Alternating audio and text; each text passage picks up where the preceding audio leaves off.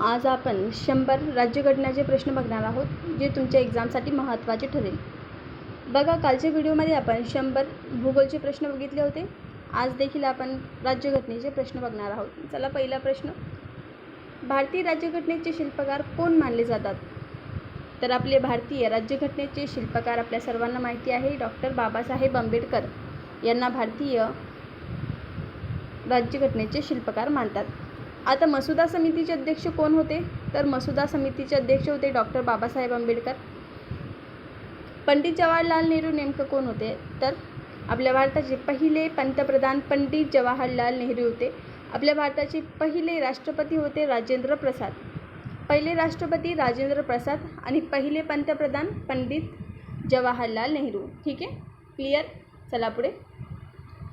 पुढील प्रश्न आपल्यासमोर आहे तिसरा. प्रस्तावनामध्ये भारताचे स्वरूप कसे सांगितले आहे? जी प्रस्तावना आहे त्यामध्ये आपले भारताचे स्वरूप सांगितलेले आहे. भारत हे एक सार्वभौम, समाजवादी आणि धर्मनिरपेक्ष लोकशाही गणराज्य आहे. बघा, यावरती खूप प्रश्न येतात बरं का, तर याला रट्टच मारून ठेवा. पुन्हा एकदा वाचते जेणेकरून तुम्हाला थोडं रिव्हिजन होईल. प्रस्तावनामध्ये भारताचे स्वरूप कसे सांगितले आहे? तर भारत हे एक सार्वभौम, समाजवादी, धर्मनिरपेक्ष लोकशाही आणि गणराज्य आहे. ठीक आहे. आता पुढील प्रश्न खूप महत्त्वाचा आहे. मूलभूत हक्क किती आहेत? नेमकं मूलभूत हक्क आहे 6 आहे, परंतु कोणते आहे ते, असा प्रश्न एक्झाममध्ये येतो. 6 मूलभूत हक्क आहे. तर त्या हक्काचं नाव आहे समतेचा हक्क, स्वातंत्र्याचा हक्क आहे, शोषण विरुद्धाचा हक्क, धर्म स्वातंत्र्याचा हक्क आहे बघा, सांस्कृतिक व शैक्षणिक हक्क आहे आणि संवैधानिक उपाययोजनेचा हक्क. हे ते 6 मूलभूत हक्क आहे. ठीक आहे. मूलभूत कर्तव्य किती आहेत? आता हे तुम्हाला कमेंटमध्ये सांगायचं आहे. बघू आज कोणाचे किती अभ्यास आहे. तर आता पुढील प्रश्न आपल्यासमोर आहे 5 नंबरचा. भारतीय संसदेचे किती सभागृह आहेत? भारतीय संसदेचे आहेत 2च सभागृह आहेत. किती? 2. आता ते 2 तर आहे, परंतु त्यांचं नाव नेमकं काय? करा विचार. भारतीय संसदेचे ते 2 सभागृह कोणते आहे? राज्यसभा आणि लोकसभा. राज्यसभा आणि लोकसभा. ठीक आहे, रालो. पुढील प्रश्न आपल्यासमोर आहे 6 नंबरचा. राज्यसभेचे अध्यक्ष कोण असतो? राज्यसभेचा अध्यक्ष असतो राष्ट्रपती, नाही तर उपराष्ट्रपती. भारताचा प्रथम नागरिक कोण? असा प्रश्न आपल्या एक्झाममध्ये येतो. तर आपल्या भारताचा प्रथम नागरिक असतो राष्ट्रपती. तिन्ही दलाचा प्रमुख कोण असतो? राष्ट्रपती. फाशीची शिक्षा माफ करण्याचा अधिकार कुणाला आहे? राष्ट्रपती. आता राष्ट्रपती बाबतीत तुम्हाला अजून काय माहिती आहे? थोडंसं जोर द्या तुमच्या डोक्यावरती. तर बघा, राष्ट्रपती यांच्या बाबतीत म्हटलं तरी सर्वोच्च न्यायालयाच्या न्यायाधीशांची नियुक्ती करतात, ही पहिली गोष्ट आहे. राज्यपाल राष्ट्रपतीची मर्जी असेपर्यंत आपल्या पदावर राहू शकतात. ठीक आहे. या प्रश्नाचं उत्तर होतं राज्यसभेचा अध्यक्ष कोण असतो? तर उपराष्ट्रपती. 7 नंबरचा प्रश्न आहे. लोकसभेचा कार्यकाळ किती वर्षाचा असतो? लोकसभेचा कार्यकाळ 5 वर्षाचा असतो. बघा, आता तुम्हाला पंतप्रधान व्हायचं आहे तर तुम्हाला 35 वर्ष पूर्ण पाहिजे तुमच्या वयाची. आता यामध्ये चेंज आहे 21 वर्ष. हे तुम्ही मला सांगा 35 की 31 सांगा. राष्ट्रपती तुम्हाला व्हायचं आहे समजा, तर तुम्हाला 35 वर्ष पूर्ण पाहिजे तुमच्या वयाची. राज्यपाल तुम्हाला व्हायचं आहे तर तुम्हाला 35 वर्ष वयाची पूर्ण पाहिजेत. ठीक आहे. आता हा प्रश्न काय होता की लोकसभेचा कार्यकाळ किती वर्षाचा असतो? तर लोकसभेचा कार्यकाळ असतो 5 वर्षाचा. ठीक आहे. पुढील प्रश्न आहे 8 नंबरचा. मूलभूत कर्तव्य कोणत्या घटनादुरुस्तीद्वारे जोडली गेली? मूलभूत कर्तव्य ही 42व्या घटनादुरुस्तीने जोडल्या गेली. आता तुम्हाला जे मुलं अभ्यास करत असतात तर त्यांना माहिती आहे की 42वी घटनादुरुस्तीवर खूप एक्झाममध्ये प्रश्न येतात. तर आपल्याला जे काय एकदा तरी हे वाचून घ्यायचं आहे. ठीक आहे. 9 नंबरचा प्रश्न आपल्यासमोर आहे. भारताचा पहिला राष्ट्रपती कोण होता? तर आपल्या भारताचे पहिले राष्ट्रपती होते डॉक्टर राजेंद्र प्रसाद. मागाशी सांगितलं तुम्हाला. पहिले होते पंतप्रधान जवाहरलाल नेहरू. लोह पुरुष म्हणून आपण कोणाला ओळखतो? तर लोह पुरुष म्हणून सरदार वल्लभभाई पटेल यांना ओळखतो. बघा, तुम्ही जर क्वेश्चन पेपर सॉल्व करत आहात समजा, तर तुम्हाला हे जे बाकीचे जे ऑप्शन आहे त्यापैकी जरा थोडं जरी माहिती आहे तर समजून घ्या तुमचा अभ्यास चांगल्या प्रकारे आहे. जास्त नाही, पण थोडं यांच्या बाबतीत जे काही माहिती असेल ते तुम्हाला हवं. बघा, न्यायपालिकेची प्रमुख कोण असतो? न्यायपालिकेचे प्रमुख असतो सरन्यायाधीश. संविधानाचे रक्षक कोण असतात? सरन्यायाधीश. आता तुम्हाला सांगते, वयाच्या 65 वर्षापर्यंत उच्च न्यायालयाचे न्यायाधीश आपल्या पदावर राहू शकतात. 65. आता हे जे सरन्यायाधीश असतात ना, यांची नेमणूक कोण करतं नेमकी? तर यांची नेमणूक करतात राष्ट्रपती.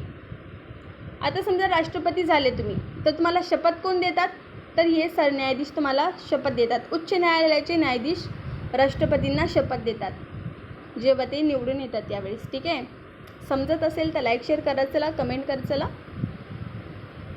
आता पुन्हा याबाबतीत थोडक्यात समजून सांगते. जर असा प्रश्न आला की आपल्या भारतामध्ये सध्या किती उच्च न्यायालय आहे, तर 25 उच्च न्यायालय आपल्या भारतामध्ये सध्या आहे.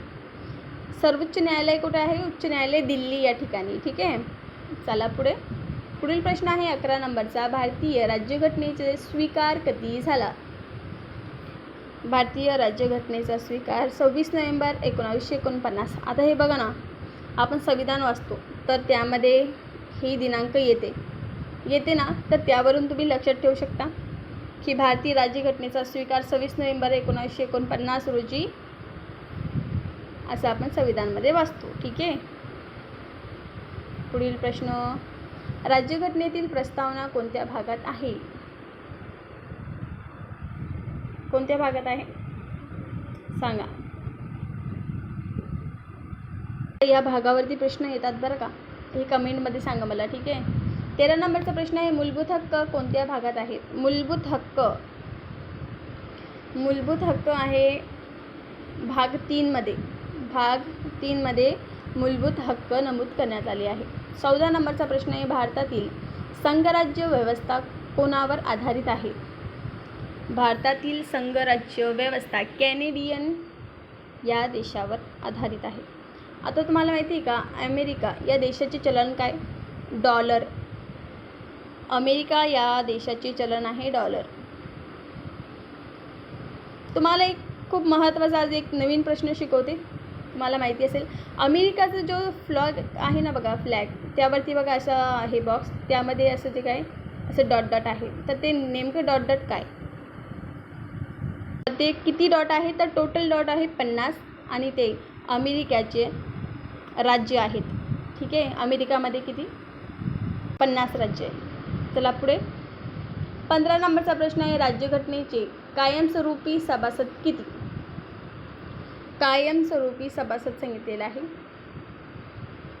16 नंबरचा प्रश्न आहे, लोकसभा अध्यक्ष कोण निवडतो? लोकसभेचे अध्यक्ष कोण निवडतात? लोकसभेचे सदस्य निवडतात.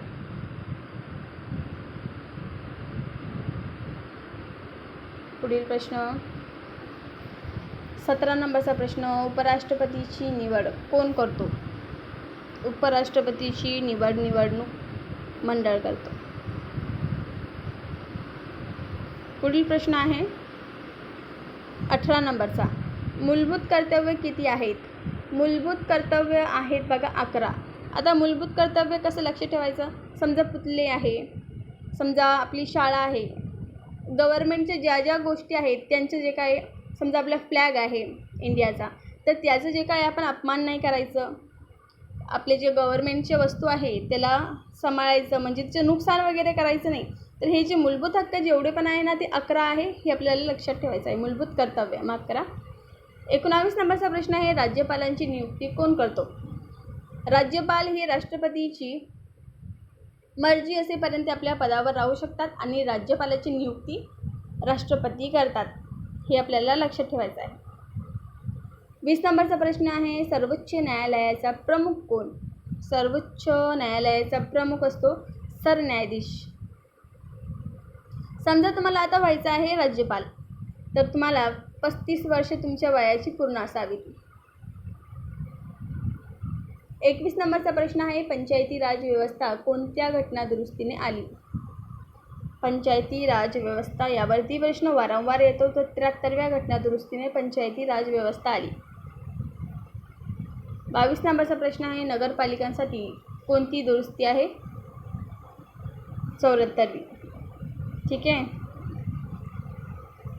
पुढील प्रश्न आहे 23 नंबरचा, राष्ट्रपतीचा कार्यकाळ किती वर्ष असतो? राष्ट्रपतीचा कार्यकाळ 5 वर्षाचा असतो. म्हणजे 5 वर्षापर्यंत आपल्या पदावर राहू शकतात. त्यानंतर पुन्हा निवडणूक आणि पुन्हा निवडून येतात. ठीक आहे. राष्ट्रपती किती वेळेस निवडून येऊ शकतात? तर त्याची काही मर्यादा नाही, किती पण वेळेस येऊ शकतात ते निवडून. डॉक्टर राजेंद्र प्रसाद होते, ते 2 वेळेस राष्ट्रपती झालेले आहेत बघा. ठीक आहे. सर्वाधिक वेळेस राष्ट्रपती कोण झालेला आहे? तर राजेंद्र प्रसाद. भारतातील किती अनुसूच्या आहेत? 12 अनुसूच्या आहे भारतातील. 12. 25 नंबरचा प्रश्न आहे, केंद्रीय मंत्रिमंडळाचा प्रमुख कोण? पंतप्रधान.